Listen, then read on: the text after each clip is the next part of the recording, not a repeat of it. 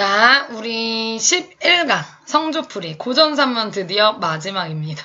네, 11강 성조풀이 한번 보도록 할게요.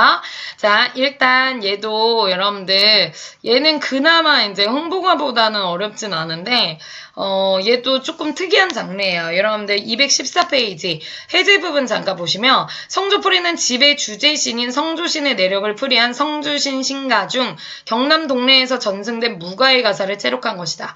그래서 민가에서 집을 새로 지어 입주할 때 성조신을 모시는 구술하였는데 이때 무당이 이 노래를 불렀다라고 한다. 그래서 주인공인 성조가 신이 되는 과정에서 영웅일대기적인 구성이 드러나고 그쵸? 성조가 신이 되는 과정에서 영웅일대기적 구조 체크 한번 해볼게요. 그래서 우리 본문에서는 사실 이제 영웅일대기 구조 중에서 이제 앞쪽 부분에 해당되는 것만 살짝 언급이 되고 이제 뭐 전체적인 내용에서 그렇다는 겁니다. 판소리 사설에서 볼 수 있는 수많은 삽입 가요가 들어있는 점이 이 작품의 그 특징이다라고 얘기를 하고 있어요. 그쵸? 네, 그래서 일단은 우리 성조신, 여러분들 성조신이라고 해서 약간 집신이라고도 얘기를 하지. 그치? 그러니까 선생님도 이런 미신적인 거 잘 몰라요. 근데 보통 이제 그 집을 관장하는 신들이 있다라고 하잖아. 그래서 약간 그러한 복을 얻게 하는 그 집들마다 뭔가 복이 있거나 재앙이 있거나 이런 것들을 주관하는 관장하는 그런 신이라고 봐주시면 될 것 같아요. 그래서 그 신이 이제 그러니까 성조가 어떻게 신으로까지 그렇게 나아가게 되는지 그 과정을 일대기적으로 나타냈다 이렇게 봐주시면 되겠어요. 자, 우리 앞장면은 거의 이제 그 일대기 구조의 아주 앞부분이라고 봐주시면 돼요. 앞부분 줄거리부터 한번 보도록 하겠습니다. 선천국 성궁대왕과 동그라미, 옥진 부인은 동그라미, 나이 40이 가깝도록 혈육이 없어서 부처전에 치성을 드립니다. 부처에게 치성을 드려요. 정성껏 이제 빌어요. 이제 오랫동안 자식이 없어가지고. 그리고 태몽을 드디어 꾸게 됩니다. 태몽 체크해 보시고 밑에 A에다 체크 한번 해볼게요. 어떠한 성간이 황학을 타고 체온에 쌓여서 어떠한 성간 동그라미 쳐볼게요. 그러니까 약간 성간이면은 이제 천상계의 어떤 인물이라고 봐주시면 돼요. 그러니까 여기서는 초월적인 인물입니다. 체크해줄게. 초월적인 인물. 선생님이 여기 구조도에다가는 성간 따로 뭐 안 해놨네. 여기다 적어놔. 초월적인 인물이다. 초월적인 인물 체크해. 그래서 환상적인 분위기를 조성하는 부분입니다. 체크해 놓으세요. 초월적인 인물이 등장한다. 이 성간에다가도 초월적인 인물 이렇게 적어주세요. 천상계 인물이야. 그래서 환상적인 분위기를 조성합니다. 어떠한 성간이 꿈에서 황학을 타고 슉 채운 구름에 쌓여서 국문을 크게 열고 이 나라의 문을 촥 열고 부인 곁에 앉으며 여기서의 부인은 옥진 부인을 의미합니다. 부인은 놀라지 마옵소서. 나 동그라미 누구예요? 성간이죠. 지금 성간이 말하는 부분이니까. 나는 도솔천궁지왕이라 자기소개하고 있어요.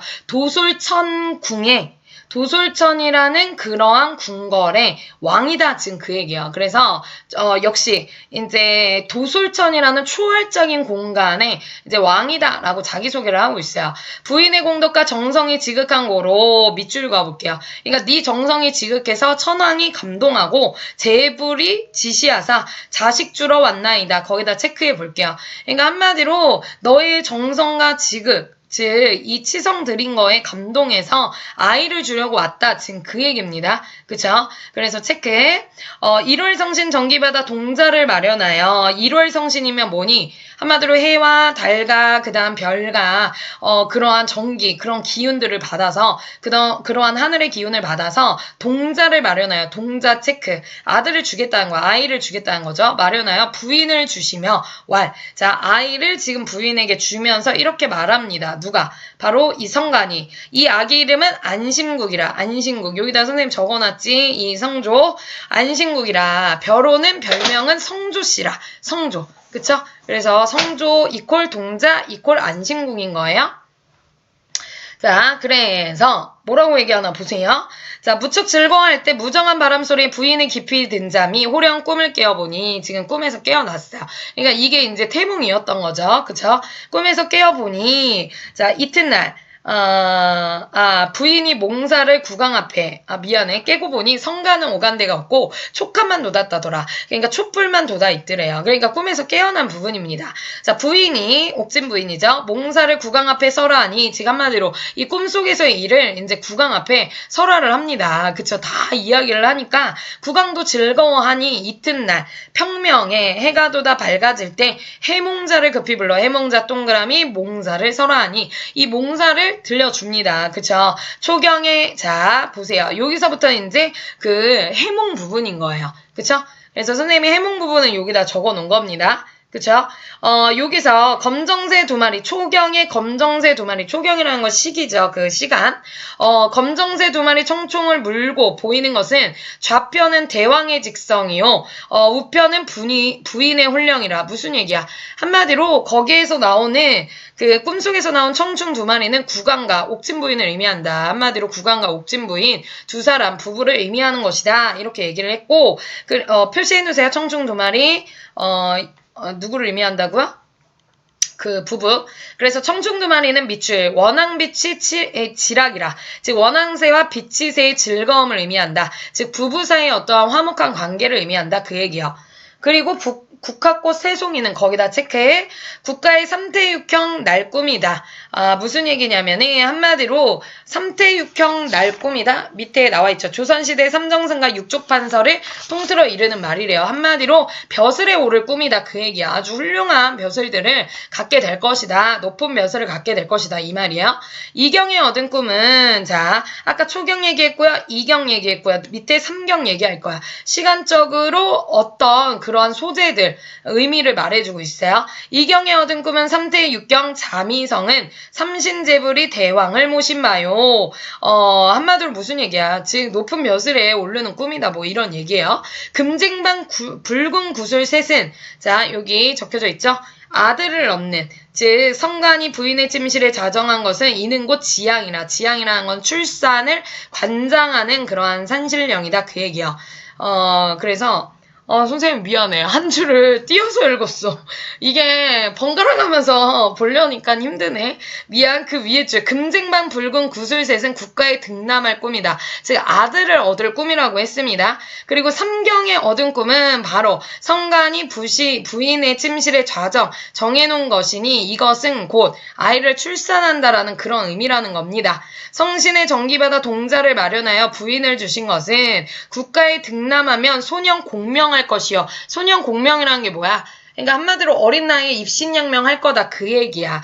번몽을 생각 마옵소서. 번잡한 꿈을 생각 마옵소서. 과연 그 말과 같이 그 달부터 잉태가 되어 한두 달의 이슬 맺고 3-4사계 인형이 생겨서 5달 반짐 싫고 6사계 육부 생겼다 하더라. 뭐 그런 얘기가 나와 있어요. 그래서 이 부분을 통해서 알 수 있는 거는 지금 태몽 꺾고 그거를 해몽자가 해몽을 해주면서 이러한 우리가 여기에 나오는 이러한 소재들 의미를 이제 확인을 해본 결과 결국은 이거는 뭘 의미해요? 여기서 지금 국왕과 옥진 부인 같은 이러한 두 사람에게서 태어난 것 자체가 이제 고귀한 혈통이죠. 국왕의 자식인 거니까 거기다가 높은 벼슬에다가 이제 자라서 입신양명까지 할 거다라는 걸 통해서 성조는 비범한 인물일 거다 이걸 암시하는 그러한 역할이기도 해요. 이 해몽의 역할은요. 자, 그래서 마침내 자식을 낳죠. 215페이지 한번 볼게요. 이게 지금 성조가 뱃속에서 이제 성장하는 과정이야. 아직 낳기 전인데 엄마 뱃속에서 옥진 부인 뱃속에서 어떻게 만들어지나 보세요. 5달 반쯤 씻고 6삭에 육부 7삭 고륙 맺고 그러니까 막 이제 7삭에 이제 고륙 뼈도 생기고 8-9삭에 남녀 분별도 되고 상만팔 천사 혈공과 사지수종 골육격이며 지혜총명 마련하고 10삭을 다채요. 그러니까 한마디로 10개월 동안 어떻게 뭐가 생겼고 성장하는 과정. 그쵸? 뱃속에서의 이제 생성의 과정입니다. 지양이 내려와서 부인의 품은 아이 세상에 인도할 때, 자, 이 지양이 아까 누구였습니까? 아이의 출산을 관장하는 산신령이라고 이야기를 했어요.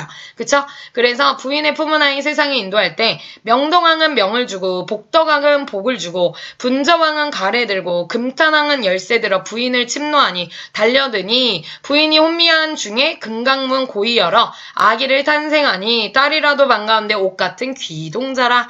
그러니까 한마디로 그렇게 이제 세상에 태어났다 이 얘기예요. 그러니까 중간에 여러분들 막 모르는 단어 나오더라도 그냥 뱃속에서 이렇게 지금 성장을 했고 많은 그런 왕들의 복을 받고선 태어났구나 이렇게 봐주시면 돼요. 그쵸? 자, 그래서 옷 같은 귀동자라. 그러니까 아주 귀한 아들로 태어났습니다. 부인이 정신 차려 친금에 의지하고 이부자리에 의지하고 아기 모양을 살펴보니 얼굴은 관옷 같더래요. 그러니까 관 앞에 꾸미는 예쁜 옷가 같더래요. 이게 보통 남자의 아름다운 얼굴을 비유할 때 이제 사용하는 단어래요. 관옷 같고 비유. 풍채는 두목지라. 그래서 이게 이제 풍채가 뭐 좋다 이런 의미 같아. 이 두목이라는 사람이 실제로 뭐 옛날에 시인인가? 뭐 중국 시인인가 그런가 그래. 근데 뭐 시인이랑 뭔 상관이야 이러겠지만 뭐 되게 호탕한 기상을 가진 뭐 그런 사람이래요. 그래서 풍채가 그런 사람이다 지금 그 얘기예요. 중략 이유를 볼게요. 이제 얘가 자랐어. 자라고 나서 이제 나이가 그래도 어려요. 뭐 15, 뭐 그 이후 18 막 이래요. 인간이 생겼을 때 연명은 풍족하나 집이 없어 숲을 의지하고 6월 염청 더운 날과 백설한풍 추운 계절을 곤란하게 피하거늘. 자, 즉 인간들이 되게 집도 없이 이렇게 살아가는 모습에 되게 안쓰러워서 성조님 생각하되 성조님 동그라미 내 지하국 내려가서 공산의 나무 베어 인간의 집을 지어 추위와 더위를 피하게 하고 좀비를 가르치면은 얼마나 좋겠느냐 지금 그 얘기인 거예요. 그죠? 한마디로 이제 얘는 지상계에 있는 거야. 근데 지하국에 내려가서 인간들에게 집을 지어주고 싶은 거죠. 그들이 너무 이제 안쓰럽고 이러니까. 그런 이유도 있고 또 한 가지 니은 보세요. 성조의 빛난 이름 누만념 전하리라 생각하고 이 부분을 이제 사용설명서에서는 뭐라고 설명하냐면 성조의 빛난 이름을 온 세상에 전하겠다. 즉 공명을 하겠다라는 거잖아. 이름을 떨치겠다는 거잖아요. 그래서 여기서는 이제 성조가 또 중시하는 게 일단 지상계에 최초로 집을 지어서 인간들에게 집을 지어서 자기의 이름, 명성을 얻으려는 의도도 있다. 뭐 이런 걸로 설명이 되어 있긴 합니다. 그리고 백성들을 생각하는 마음도 있었고요. 그리고 결국은 얘가 그 뜻을 이제 이뤄 나가는 모습을 통해서 이 성조가 집짓기를 관장하는 집짓기 신이 될 거라는 걸 또 암시하는 부분이다. 이렇게도 볼 수가 있겠어요. 그쵸? 그래서 선생님이 여기다 체크해놨어. 그쵸? 부모양 위전에 인간의 집 없음을 민망히 말하니 즉 부모에게 이제 이 이야기를 했어요. 그랬더니 부모가 허락을 해요. 이 옥진과 국왕이 옥진 부인과 국왕이 허락을 해서 지하국으로 내려가게 됩니다. 그러니까 지하국이라는 게 있는 걸로 봤을 때 천상계, 지상국과 지하국이 따로 있나 보죠. 그쵸? 그래서 약간 이원론적인 그러한 공간이라고도 볼 수 있을 것 같아요. 지하국으로 내려가서 무주공산 다다르며 온갖 나무 다 있으되 어떤 나무 바라보니 산신이 자정하여 그 나무도 못 쓰겠고 또 한 나무를 바라보니 당산 지킨 나무가 되어 그 나무도 못 쓰겠고 또 한 나무 바라보니 오작짐승 집을 지어 그 나무도 못 쓰겠고 또 한 나무를 바라보니 국수 지킨 나무 되어 그 나무도 못 쓰겠다. 그쵸? 여기서도 보면 약간 우리가 시로 보면은 약간 대구 같은 느낌이긴 해. 막 반복도 쓰이고. 이게 무가다 보니까 얘도 약간 이제 무가면은 이제 춤추면서 막 무당들이 이제 부르는 노래. 요 정도로 봤을 때는 조금 이렇게 반복되는 부분들도 나타나는 게 이제 그런 걸 의심해 볼 수 있지 않을까. 약간, 운율을 느낄 수 있는 요소들을 이제 가미해 놓은 것 같다라는 생각이 들어요. 근데 이 부분이 내용적으로 중요한 건 뭐냐면 지금 얘가 나무를 가지고 이제 집을 지으려고 보니까 다 나무들이 이미 쓰임새가 있는 거야. 그래서 나무 한 그루도 쓸 나무가 없는 거로. 이게 무슨 얘기냐면 한마디로 이미 용도가 정해져 있는 그러한 것으로는 집을 지을 수 없다라고 생각을 하는 거야. 이미 용도가 다 맞게 있기 때문에. 그래서 이제 집 짓기에 쓸 나무가 없는 거를 걱정하고 있어요. 나무 없는 사정을 역력히 기록하여 상소지어 손에 들고 하은을 재배하고 천은을 살해하여 즉 지금 하늘의 은혜를 이제 빌었어요. 천상옥경 높이 솟아 하늘 높이 솟아 옥황님 앞에 절하고 상소를 올리니 지금 방금 전에 지하국에 있었는데 또 천상계로만 올라가. 그러니까 천상계와 지상계를 이 지하국을 왔다리 갔다리 할 수 있는 것 같습니다. 되게 자유자재로. 자, 그래서 그래서 옥황님께 이제 가서 이제 상소를 올리고 옥황님이 기특해 하면서 어떻게 해요? 솔씨 한 말을 줍니다. 솔씨 서말 닷대. 그 다음 7혹 5작을 허급하시거늘. 이거를 이제 허락해. 그래서 솔씨를 이제 줍니다. 누구한테? 누구지? 성조한테, 옥황상제가. 성조님이 솔씨를 받았다서 지하궁을 내려와서, 지상계로 내려와. 지상계면 지하국이죠. 지금 천상계에서 지하궁으로 내려와서, 무주공산 다달아서 여기저기에 심어놓고, 그 솔씨를 심어놓는 거야. 그래서 그 자란 나무로 이제 집을 짓겠죠. 여기저기 심어놓고 한국 갈 때 불언간 3년 중에 성조 나이 18세라 다시 나라에 돌아갈 때는 18세였다더라. 그쵸? 그래서 아마도 얘가 지상계에 나무를 심은 건 그러면은 3년 전인 언제겠어요? 15세겠죠. 그러니까 3년 동안 이제 그렇게, 이렇게 나무 심고 그거를 하고 나서 돌아갈 때쯤이면 18세였다. 뭐 이렇게 볼 수 있을 것 같아요. 그래서 보면은 이 집 짓는 것도 천상계의 도움을 받아서 집을 지었다라는 거, 요걸 이제 솔씨를 통해서 확인할 수 있죠. 이 솔씨가 이제 천상계 옥황상제가 준 거니까. 그쵸? 네, 이렇게 볼 수 있겠고, 조금 내용이, 네, 그러네요. 비현실적이죠, 좀. 그쵸? 그래서 뒤에 216페이지. 포인트 1을 보시면 성조풀이. 지금 집의 주제신으로서 성조신의 자정 내력, 얘가 이제 그렇게 성조신이 되기까지의 어떠한 그런 것들을 이제 표현한 그런 무가라고 볼 수가 있겠고, 천상계에 머물던 성조신이 지상계의 집짓기 문화의 도래를 가져온 과정이다. 그치? 그래서 집짓기 문화가 어떻게 이렇게 된 건지. 그래서 이거는 무가라는 게 이제 옛날 무당들이 이제 노래 부르면서 구술하면서 부르던 노래니까 이제 그렇게 봐주시면 돼요. 그래서 이제 보통은 이제 집을 이사 가거나 이제 집을 지을 때 이제 이러한 무가들을 많이 불렀을 가능성이 높겠죠. 그 속에 담긴 성조신의 의도와 심적인 모습, 집을 짓는 데 필요한 재료, 집짓기 과정 등에 대한 내용이 담겨 있다. 그래서 성조풀이의 전반적인 내용이었고요. 이 이야기에 나타난 무가적인 특징, 사건 전개 과정에 비현실적인 요소가 들어가 있다라고 얘기를 했습니다. 그래서 막 천상계에서 막 지상계로 막 왔다리 갔다리 하고 말이야. 그쵸? 되게 자유롭게 넘나드는 그런 모습들 자체도 비현실적이죠. 그래서 밑에 포인트 2. 일단 초월적인 인물인 신선이 등장을 하고 성조가 신이 되는 과정을 시간의 흐름에 따라서 표현을 해준다라는 거. 그리고 무가를 기록한 것이므로 행구분이 되어 있지 않습니다. 약간 노래 같은 거기 때문에. 그쵸? 그래서 밑에 포인트 3.